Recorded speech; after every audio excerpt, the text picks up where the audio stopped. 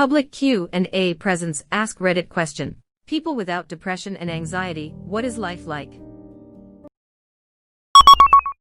My best friend suffers from GAD and depression. I am quite the opposite. Rather a stress-free, positive person. It's hard to answer your question because I don't experience what you do, but the best way I would describe the difference between how I am and she is that I am unburdened. Visually, it's like as if we all go through the journey of life picking things up, carrying them along the way, then putting them down and picking new stuff up again. I and people like me tend to carry a few items, some good some bad, but mostly we let the stuff go. While my best friend is dragging all of this stuff and can't seem to put it down. The ex who cheated. The job that rejected her. The pet rabbit that died when she was in 5th grade. Her parents' lack of retirement savings. Dog's poor health. That one guy in 8th grade who said her nose was too big. The friend who talked behind her back. AC she didn't deserve. The boss who didn't appreciate her. The pounds she couldn't lose. It's all there all the time, suffocating her. So when I wake up in the morning, I am not necessarily bright-eyed and bushy-tailed, but I am not burdened by these bad feelings from these bad experiences. I have put them down and left them behind at some point in my life. Sure, there might be some new ones, but they will eventually get left behind too. She hasn't let any of them go. I wish I could help her put them down and move forward. I really loved your explanation. I am a person that finds it so hard to move on from good or bad things. It's like I am always stuck in the past. Everyone gets stuck sometimes. People who blithely go through life never burdened by what happens also tend to live on the surface, shallow, but happy. This is why, when people ask what advice I would give to my past self, I say, drop out, get high, play music, and learn how to live. Because in this life I did everything right, and now I am a broken, anxious, neurotic mess, and never learned to relax or enjoy anything. I was that way too. It took years to recover. Therapy, anti-anxiety meds, coming to Jesus, actually, not just a metaphor, moving away from my toxic small-town relationships, and building new healthy relationships in my new city did wonders. I married a man who is good at relaxing and letting go of the little things. I surrounded myself with people like him. And it's rubbing off. I'm doing so well. Haven't had a panic attack in years. Tonight I let the dishes sit in the sink instead of neurotically cleaning, so I could read with my husband and call my sister. Last quarter I let the big work project with future promotional opportunity go to some other go-getter. I'm practicing letting little and big things go, and resting when it feels right, not always doing the thing I should do or strive for. Resting when it feels right. That was so foreign to me. Literally took me 6 years of trying to give myself permission to rest just because it feels right. I'm saying all this because I know if it was possible for me, it's possible for you to let go and have joy and relaxation in your life too. It will feel hard and scary for a while. But if you work at it and build good habits and healthy, encouraging relationships, it'll come for you too. Much peace to you, internet stranger. That wouldn't necessarily have turned out well either. Why not tell your younger self to learn how to relax in a healthy way? Not necessarily. We're motivated to believe there's some equalizing downside to not being afflicted, but the universe isn't fair like that. True, but wisdom and actually facing emotional pain can help you move on much quicker. My mom died like 3 years ago. I was stuck, then I got some tips from my counselor on how to deal with it, and then I'd grief journal. I got over it for the most part much more quickly. Flashback to breaking up with my abusive ex-girlfriend, 10 years post-breakup, and I am still dealing with it, because at the time, I had very little wisdom and didn't deal with it properly. But now that I have wisdom, I am moving beyond it. Also, a lot of things that people hold onto are because they don't appreciate the life they have, or don't give themselves compliments and affirmations enough. I find it much easier to lead a more meaningful, useful, selfless life when I'm unburdened. But past times I've struggled help me to understand and empathize with others' problems and appreciate what I have now. That was really helpful and helps to visualize the burden. It's really what it is, and the heavier it gets, the harder it is to move forward. I am starting to resent the what doesn't kill you, makes you stronger. It seems more like it won't kill you today, but the wounds and weight of it will live on to torment you until you crumble under the weight of it eventually. Would you be able to explain how you're able to let go of things? Is this something you're actively doing, or does it sort of just naturally happen? Is there a certain dialogue internally that helps you let go? It is definitely more nature than nurture for me personally. I know for my best friend, she's active in therapy, and that helps. I wish there was some simple stop being sad. Stop being anxious. Bit of advice I could give you that would change your life, but I don't think there is. Ultimately, it's a bit like telling an alcoholic to stop drinking. It might be that simple but not at all easy to do. Edit, okay, I am not a psychiatrist and you definitely want to rely on a professional as opposed to a random anonymous internet person, but try some daily positivity homework. At the end of the day, if a few things come to mind that bother you, try to come up with 1 to 3 scenarios where there is an innocuous, perfectly reasonable explanation that wouldn't have anything to do with you being hurt/hurtful. For example, a car cut you off on your way home, and it feels like some jerk took advantage of you. Maybe he didn't see you. Maybe she's a little old lady who was lost. Maybe the guy desperately needed to pee and felt really bad about cutting you off, but it was an emergency. Or the receptionist didn't say hi to you, and it feels like she's mad at you. Maybe she spaced out. Maybe she thought she had already said hi earlier. Maybe she had waved earlier and you didn't hear her. The idea is to train your brain to always assume the best and give benefit of doubt so that after a while your general outlook will become more positive. Yeah, there's definitely a genetic component according to my therapist, so not so lucky in the genetics lottery when it comes to that. I wish I could imagine more worrying scenarios that aren't hurtful. Trauma has a way of crippling that, as well as most abused children become abused in their adult relationships. Kudos to anyone who can. I've been through anxiety and depression, so I know both. Op is right, letting things go is the key. But it's not just the past, it's the future too. I'll throw 2 words at you and you'll instantly understand: what if. I never stopped doing what ifs, but I stopped carrying them with me all the time. Also, I added positive what ifs and also follow UPS to the negative what ifs. Use your mind. Example for a follow-up: what if what I chose to wear today doesn't look good? Instead of circling around that, I answer it. People will think I am weird. Worst case, they'll laugh at me. Now I'd used to circle around that until I was convinced the worst case will definitely happen. Now I do a follow-up. What would being laughed at do? Nice people don't laugh at others. So those laughing are jerks. Why should I be worried about what some rude jerk thinks about me? And those who silently think I am weird? Well, TBH, I am. So they'll just be right, and the only thing that happened was that I wasn't able to blend in and people saw my weirdness. They're strangers, they'll forget about me almost instantly. Worry gone. Not carrying the package I packed. I just accepted that failure to look socially acceptable is possible.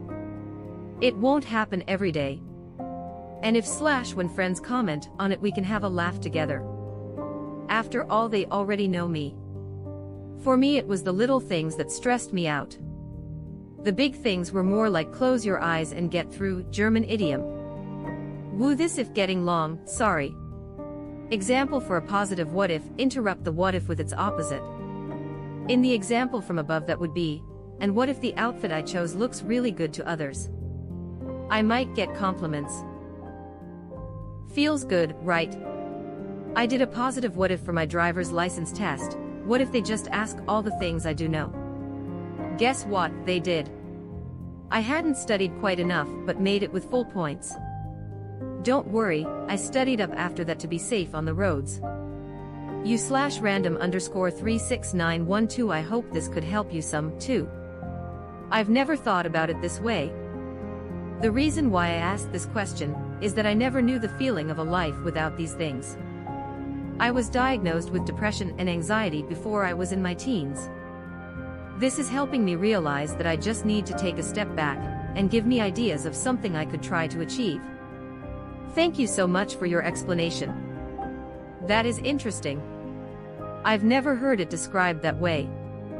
For me, it's more of a constant sense of impending doom. Like I am always waiting for the other foot to drop constantly at all times. Same. Therapy helps some, but takes a lot of work to undo that kind of thinking, especially if there's PTSD. Can you put your finger on the doom? Like, is it a test coming up, or a meeting with your boss? I get that feeling sometimes, but when I can identify the source, I can usually put it to rest and move forward. You're describing anxiety, or worry. That's not depression. It's the feeling that nothing will get better and things can only get worse. That's what depression is, an abject lack of hope, and it's hard to feel good in the present if you see nothing but darkness in your future. During my depression there was no darkness. There was just nothing. No drive, no outlook, no needs, no desired, no goals. And shame. I did have shame and a lot of questions like, why am I useless? Why don't I just do XYZ? Not all, but for me, the identified impending doom is death. Thankfully I am still very young, and have decades before this could even remotely become something I need to think about, but unfortunately for me, no one knows what happens after, and it's the after that really freaks me out. There are nights where I'll stay up too late because I am afraid to fall asleep, just in case something happens, which it won't. Obviously there is a rational side of my mind and an irrational side. During the day, the rational part of my mind is in control, but at night, the irrational part of it takes over. I also like to think of this part of my mind as the one that also makes me think of embarrassing things I've done throughout my life. Thinking of it that way makes it easier to cope for me. Unfortunately, that feeling isn't anywhere near depression. It's way worse.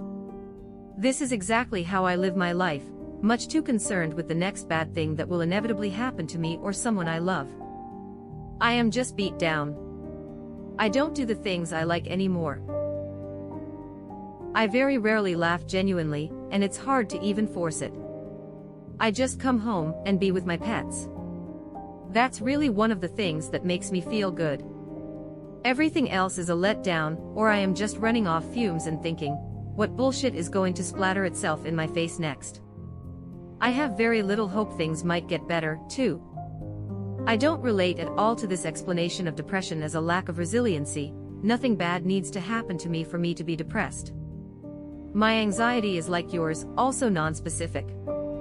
Letting go is the hardest part. Wow. Amazing response. This is a really good explanation. I love the way you worded this. I am someone with many issues. Physical and mental. It definitely feels like, for me, that we simply can't let go or shake it off. Just when I think I'm finally free of that burden, it sneaks its way through and find a way to bitch slap me in the face, and hang out a little too long like those relatives during New Year's Eve. It's 4 a.m. and for some reason they're not leaving yet, and they keep reaching for the infinite amount of snacks and booze, and you're left twiddling your thumbs eyeing them from the corner of the room wondering if you can get away with murder. How long does it take for you to let it go? If you can think about the top 5 or so big bad things in your life, how quickly did you let it go? That's a tough thing to quantify because when you drop something along the journey of life you wouldn't notice. Usually, years later, I would notice that I stopped thinking about something that used to be a big deal. Also, the importance of the stuff dropped/kept is not linear. For example, I went through some serious surgery and dental work as a kid without anesthesia, USSR, and it was mind-bogglingly painful. I would assume that would be traumatizing. I dropped both pretty quickly. It's just a tiny footnote in my life. But I have a minor talent in drawing faces, and in 3rd grade I drew a passable sketch of my family, and my mom called me a liar for it. I am in my late 30s and have sketched a number of people. I literally cannot sketch anyone in my family. I haven't put that down yet. For me, very quickly. Same day turnaround, if not literally minutes. Years ago I caught my girlfriend on the phone flirting with a guy and saying she would see him tomorrow. I didn't flip out, I questioned her about it, then told her to pack her shit and go to her sister's. I wasn't glad it happened, but it is what it is. People's brains are just wired differently. You see these reality shows where everyone has secret drama with everyone else, and they always get into fights. That will never be me. I can't relate at all. But I am not perfect. My emotions are stunted or whatever. I'll probably never find true love or get married. But I am pretty happy overall. I wanted to post something similar, but you nailed it. I have this problem. Or did have this problem. I don't have it anymore, or at least at the moment. I feel like you should treat your time here as being in the middle of river that's flowing very fast. You have skis on. You have a rope around you to hold you to the shore. The goal should be to water ski. There are things going by. You can grab anything you want going past you. But you're better off letting things go because they are just going to drag you down. If you grab something too heavy, the rope will break. Sometimes I picture myself water skiing when something happens, and I visualize myself jumping over it or swerving around it. I turn and watch it go off into the distance downstream. I tried to describe it to my friends one day like this. Imagine there is a special box. Only I can see or interact with the box. This special box is attached to you. It is not a physical attachment so much, but no matter what you do, you can't leave the box behind. You have to carry it with you no matter what. Even if you are just getting up from the couch to go to the fridge, you have to take the box with you. The box is heavy. Very heavy. Sometimes you are too tired to move it, sometimes the box is just too heavy to move. Now and then stuff spills out of the box, dark, nasty stuff. Because the box is special and no one else can see it, only you can clean up the spill, and that can be even harder than just trying to move the box around. Healthy, for lack of a better word, people don't have this box. Sure, you have problems and rough patches, but you just don't have this fucking box. For me, depression has nothing to do with things in the past. It is more or less a switch that, when switched on, eliminates the possibility of thinking positive about anything. My favorite song. I hate it. Coffee in the morning. This tastes like shit. My car. I hate driving. My job. I should quit today. I hated every minute of it. Favorite food. Meh, why did I ever like this? It tastes like cardboard. ECT. No matter how much I love stuff, when I am not depressed, it is all gone when the switch is turned on. All of it. And you cannot go, oh, I am depressed, so I just have to think positive about it. Because it just won't work. Imagine the worst day of your life. Like something that really let you hit rock bottom. That feeling about everything with the flick of a switch. Boom. That is depression for me. Luckily, I just have bursts of it. A few days later, sometimes a week or two, and it goes away, and I have a few weeks without it. But it always comes back sooner or later. It's so funny to hear you word it that way. I have gone through ranges of depression and anxiety throughout life. From childhood. It always felt the way you described. In my early 20s I became a Christian and passed the way of these things to Jesus. He said, "Come to me all who are weary and heavy laden, and I will give you rest." And I am not trying to force this on anyone, BTW, I am just sharing my experiences.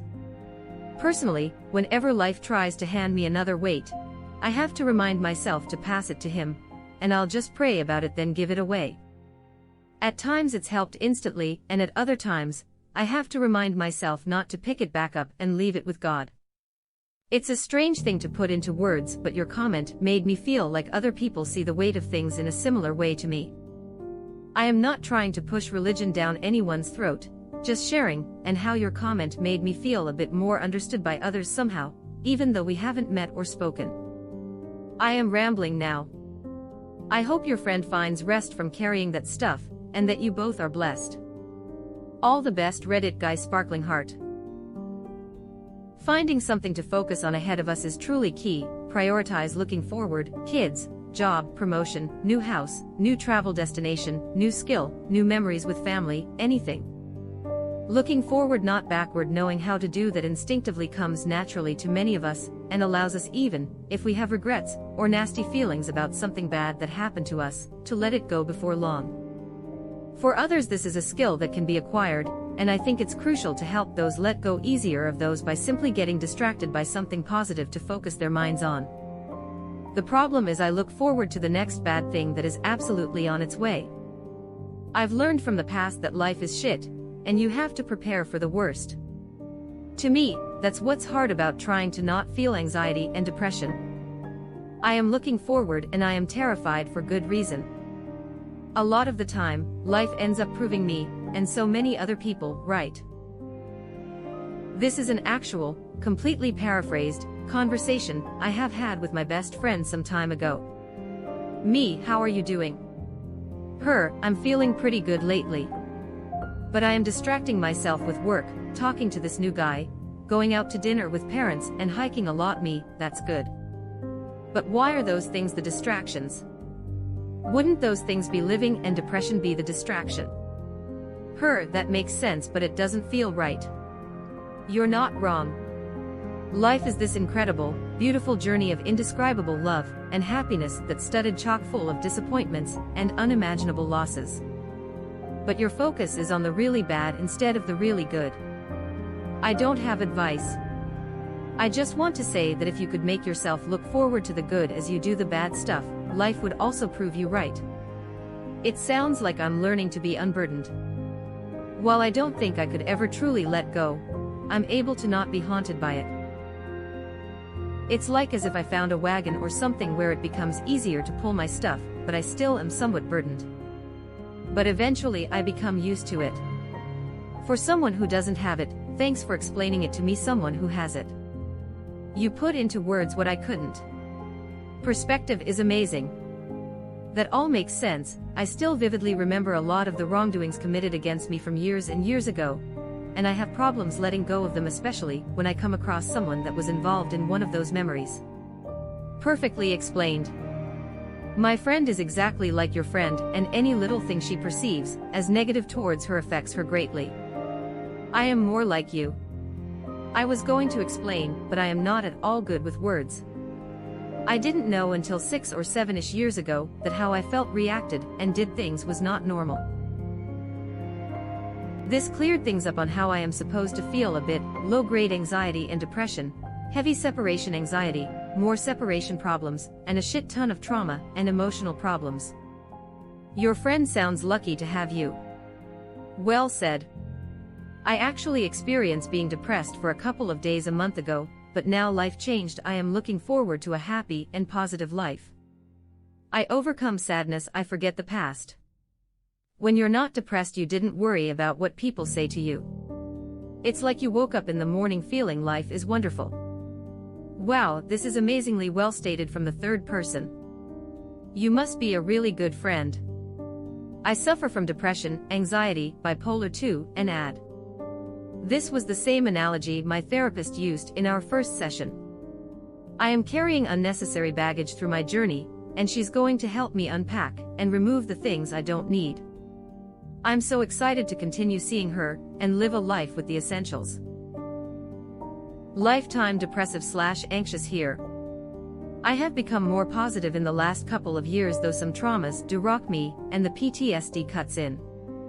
Here's a realization: the biggest improvement I've got is from the ideas in the book Stop Thinking, Start Living, and The Subtle Art of Not Giving a Fuck. It's not about positivity. It's possible to learn how to face negative thoughts and not let them screw up my emotions. I am just a little better now at that. Great answer at Spectrum 2081. Perfect description. It's like you're describing my wife and I. Damn, you, my friend, are a master with words. Gonna be straight honest with you. It's never going to go away. You have it for life, and it can only be managed till another episode happens. It's truly a burden to have. I'm almost 21, and I'm still on the episode that started at 13. It's been a non-stop burden, but I still had my good times, but the second my good mood has faded it's back to black. Episodes can last from a week to literal years like in my case. My depression causes me to be a major burden, but honestly just to have one friend stick by your side no matter what through this hellish nightmare that will never go away is literally everything the second they can truly think. Be patient with her and just stay by her side and support her. You being there honestly makes more of a difference than you realize, and not many PPL are lucky to have one person stay by their side to listen, help and support. I also suffer from GAD and depression, and the letting go is something I really struggle with because I know I need to let go. I want to let go. I absolutely would let go, if I only knew how. Like, I don't understand how to flex the muscle that lets go. I know how to open my hands to let go of a ball or a mug or whatever. I can curl, and then uncurl my toes. I can move my arms to let go of something tucked under there, or to let my handbag slip down off my shoulder. But I don't know where the part of my body is that is meant to let go of the stuff in my brain, or how to make it let go if I find it. Like, I can't curl my tongue either. It's just another body thing that people say let go, and I say, but how though? This is really wonderful. Your approach on life and things and events is commendable. Now, if only you could share that approach. Look into journeying for your partner. It's basically deep meditation with a guide that helps set the settings and brings you face to face with the things weighting you down. In the end, the journeying person has already all the answers, but the conversation helps letting go. It's a lot better than when I had it. I can actually do stuff like go to class and call people. I have it in waves and it's so upsetting to one day get a bunch done, almost finish tasks, and make steps for the better, and the next struggle to even get out of bed. Oh man, I hardly ever am the one to call my friends or message them. I wait to get called/messaged. I always feel like maybe I would be too pushy, so I always wait. Always worry I would annoy someone. Also why I don't have very many friends, lol. I am not outgoing, feel like I would embarrass myself or something. Yeah, I've been there. I miss doing stuff and feeling ways about things. God. I wish I could call people without falling into a pit of panic and depression. God, this would be so much funnier if there were no responses. Wow. You are still with us. Thanks for being such a nice person. As long as you are here, why not like this video and subscribe to our channel? Also, you can press the bell icon so you won't miss any future uploads.